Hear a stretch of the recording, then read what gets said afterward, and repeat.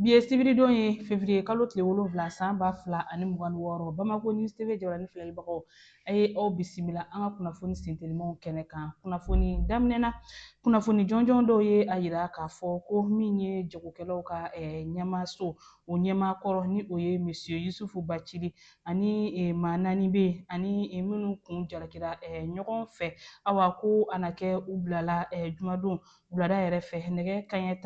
18 wagatiw la. Hakilina jiginna ninnu kun jalakilen bɛ min bɛ awa nun datugula min ni ayiwa o kun sanna jamana ɲɛmɔgɔw fɛ ko ka bana min n'o ye covid-19 ye ko k'o kɛlɛ $21,000,000 o tununiko kuma de jalaki bu u nɔfɛ min kɛra novembre kalo la san 2022 wagatiw la.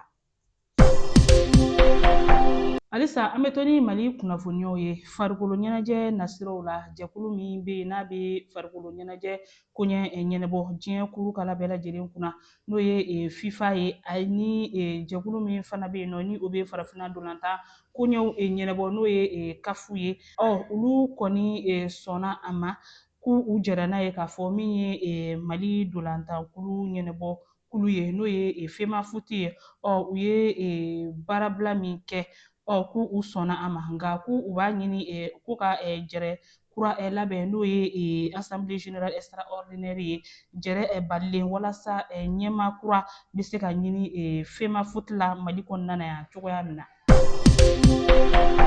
Sɔɔni dɔrɔn Mali jamana awa ale kɔni bɛna a tɔgɔla kɔgɔji sɔrɔ awa ni kuma in fɔra jamanakuntigi fɛ ni cakɛda min bɛ yen ni o kan ka baara kɛ baara in yɛrɛ bolodalen bilalen bɛ ka avril kalo natɔ in de kɔnɔ san 2026 wa a baara kunfɔlɔw olu dira cakɛda ma min ka baaraw ɲɛsinnen bɛ awa ji bolofaraw olu dilanni ma farafinna ale kɔnɔna na a jirala k'a fɔ baara ninnu kɔni bɛna daminɛ avril kalo in natɔ in na walasa Mali bɛ se ka a tɔgɔla kɔgɔji sɔrɔ tani ka segin bɛ se ka nɔgɔya ji kan cogoya min na Mali ani jamana wɛrɛw cɛ.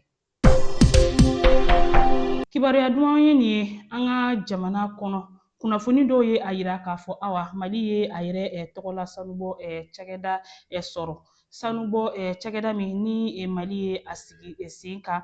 awa a tɔgɔ ye ko SOPAMIM SA o SOPAMIM SA min filɛ nin ye dunan si sen tɛ a la a nafa ni a tɔnɔ bɛɛ lajɛlen ye an ka jamana ta ye 100 o 100 a 100 bɛɛ lajɛlen ye Mali ta ye. Nin waati in na an bɛna an ka kibaruyaw kuncɛ ni kɔkan kibaruyaw ye Libi jamana kan min ye u ka jamana kuntigi kɔrɔ ye Mohamed Kadafi ale denkɛ min fagara awa o ka jɛnɛjɛw de kɛra kunungo juma février kalo tile 6 san 2026 in na u ka duguba min bɛ n'o ye Sirti ye awa a jɛnɛjɛ kɛnɛ kan a ye maaba caman de fara ɲɔgɔn kan awa min ye Kadafi denkɛ in a wolodugu yɛrɛ la awa a jirala k'a fɔ ko jɛnɛjɛ in kɔni kɛra nka ko kɔlɔsili caman de tun kɛn bɛ a ko hukumu kɔnɔna la. Kunnafoni dɔw ka jirali la a yirala k'a fɔ ko min ye diɲɛ tɔnba n'o ye ONU ye ale y'a ɲini ni ka a jakusa Burkina Faso jamana kan k'a fɔ politigitɔ minnu bɛ yen n'olu cira u ka jamana kɔnɔna na ko ka politigitɔ ninnu ko ka a lajɛ k'u segin u nɔ la min ye ONU ye halisa a bɛ to weleweleli dakanna ka ɲɛsin Burkina Faso jamana marabagaw ma awa k'u ka segin kɔ boloda joona joona walasa parti politigiw n'o ye bɛrɛbɛrɛlitɔ in ye olu bɛ se ka segin